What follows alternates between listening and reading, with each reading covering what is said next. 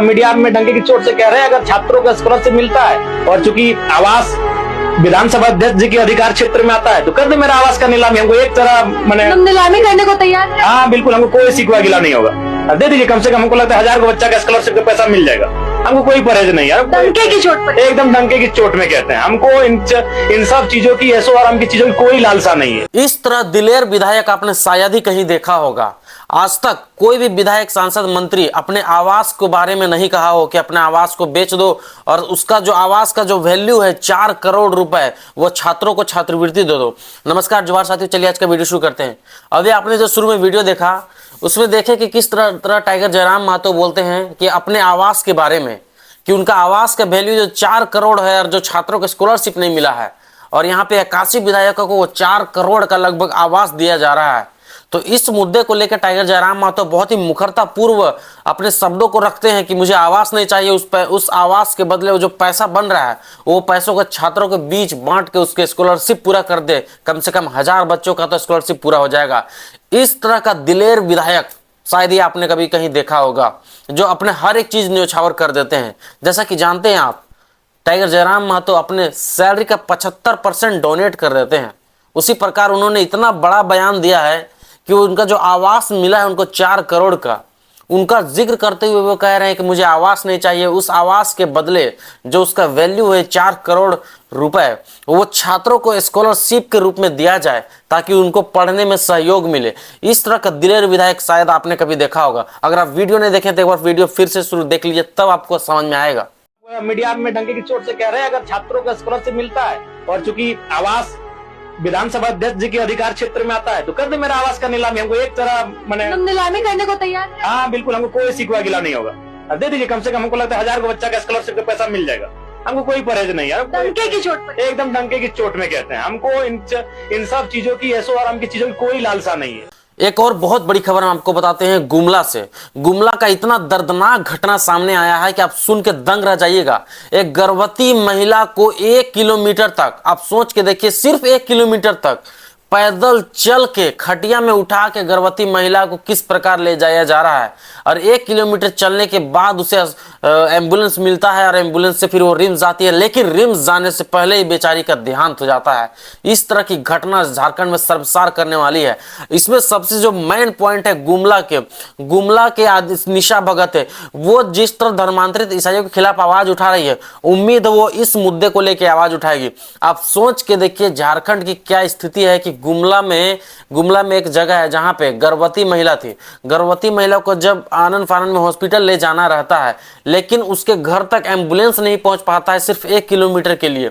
क्या वहां के विधायक, सांसद, मंत्री का उस चीज पे नजर नहीं है? सिर्फ 1 किलोमीटर बनवाने में कितना ही खर्च हो जाएगा, लगभग मान लेते हैं 5 करोड़ में तो वो रोड बन के तैयार हो जाएगा। लेकिन इस तरह का जान जो जोखिम में वहां के लोगों का है, गर्भवती महिलाओं का, शायद ही इस तरह का कहीं अदर स्टेट में देखने को मिलता होगा, क्योंकि 1 किलोमीटर की वजह से आज 2 लोगों का जान चला गया है। गर्भवती महिला और उसके जो गर्भ में जो बच्चा था वो दोनों साथ में मर गए। इस तरह के जो घटनाएं आज दिन देखने को मिलती हैं, समाज में बहुत ही शर्मसार करने वाली घटनाएं आती है।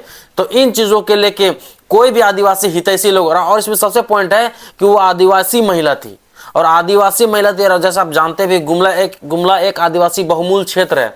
लेकिन इस तरह की घटना, आदिवासी हितैषी लोग आज कहाँ हैं? आदिवासी नेता लोग कहाँ हैं जो अपने आप को बहुत बड़े आदिवासी नेता और अपने आप को आदिवासी हितैषी बताते हैं? याद करिए, आज से 1 महीना पहले जिस प्रकार महा रैली निकाला जाता था, बड़ा सभा किया जाता था, महा आक्रोश रैली निकाला जाता था कुर्मियों के खिलाफ, आज अगर इन मुद्दों को लेकर निकाला गया होता तो आज 2 मासूम का जान नहीं गया होता।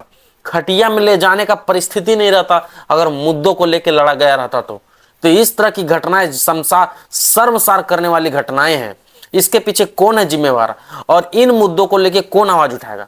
आज जिस प्रकार आपस में लड़ने का जो काम किया जा रहा है कुर्मी आदिवासी मिशनरियों के खिलाफ, इससे कुछ हासिल नहीं होने वाला है। अगर लड़ना है तो मुद्दों के खिलाफ लड़ना चाहिए, तब जाके कुछ होने वाला है। और एक चीज हम आपको बताते हैं, पीछे आपको जो तस्वीर दिख रहा होगा यह रिम्स के डीआईजी ग्राउंड के समीप का तस्वीर है। आप देखिए पीछे 4 तला बिल्डिंग जो आपको दिख रहा है, ये एक बिल्डरों द्वारा बनाया गया था। इसको ध्वस्त नहीं किया जा रहा है, इसको सिर्फ ऊपर में आपको वर्कर्स दिख रहे होंगे जो छेनी हथौड़ी से सिर्फ ऊपर का चीज को तोड़ रहे हैं।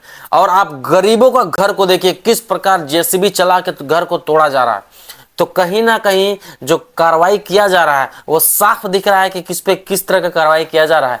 गरीबों आदिवासियों का घर को जिस प्रकार जेसीबी के माध्यम से क्षतिग्रस्त किया जा रहा है, जिस प्रकार वहाँ के आदिवासी महिलाओं का रो रो कर बुरा हाल है, आप इस बिल्डर का घर देखिए, इस पे कोई जेसीबी नहीं चला है, सिर्फ बाउंड्री तोड़ दिया गया है और ऊपर में 4-5 कूली लोग लगा दिया गया है और कूली लगा के सिर्फ रेलिंग को तोड़ा जा रहा है ऊपर में। तो इससे ये साबित होता है कि कहीं ना कहीं आदिवासियों के साथ शोषण हो रहा है, निश्चित ये दिख भी रहा है, ये क्लियर पता चल रहा है कि इस बिल्डिंग को गिराने में कितना समय लगे, आप ही बताइए। अगर संसाधन माध्यम गिराने का बहुत ही आसान तरीका है, लेकिन इसको गिराया नहीं जा रहा है। बिल्डरों का इतना पावर रहता है कि पैसा का खौफ इतना रहता है कि सरकार भी झुकना पड़ता है। आप सोच के देखिए, निशा भगत, छवि रंजन किस प्रकार करोड़ों का, 300 हजारों करोड़ का घोटाला करती है, लेकिन उसके घरों का कभी क्षतिग्रस्त नहीं किया जाता, कभी उनके घरों का कुर्गी नहीं किया जाता। लेकिन गरीबों का घर को देखिए, अवैध निर्माण के नाम पे, अवैध निर्माण बोल के जेसीबी चला के उसके घर को गिरा दिया जाता है। तो इस प्रकार आए दिन घटना देखने को मिलती रहती है, लेकिन इसके पीछे आवाज उठाएगा कौन? और जितना भी घर था सारा का सारा आदिवासियों का घर था। तो इस प्रकार घटनाएं देखने को मिलती रहती है। एक और चीज, बहुत ही महत्वपूर्ण खबर हम आपको बताते हैं। याद करिए, एक वायरल बॉय जिसको धूम के नाम से भी जानते हैं, जो क्रिस का गाना बनाया था, कि क्रिस का गाना सुनेगा, वो झारखंड के जमशेदपुर शहर का रहने वाला लड़का है। वो इसका धूम नाम से अभी पॉपुलर है। इसका मानसिक स्थिति खराब होने की वजह से इसे अभी कुछ एनजीओ द्वारा स्वास्थ्य के लिए ले जाया जा रहा है, आपको दिख रहा होगा। और एक चीज बताना चाहेंगे, ये 24 घंटा नशे की धुत में रहता था ये धूम। इसी के वजह से इसे एक एनजीओ द्वारा स्वास्थ्य के लिए इसे अस्पताल ले जाया जा रहा है और वहां पे इसका निरीक्षण जांच किया जाएगा ताकि इसका मानसिक संतुलन ठीक रहे। तो इस प्रकार घटनाएं देखने को मिलती रहती है। अगर आपको अच्छा लगा तो मेरे चैनल से जुड़े रहिए, इसी तरह की खबरें हम आपके सामने लाते रहेंगे। तब तक के लिए नमस्कार, जोहार।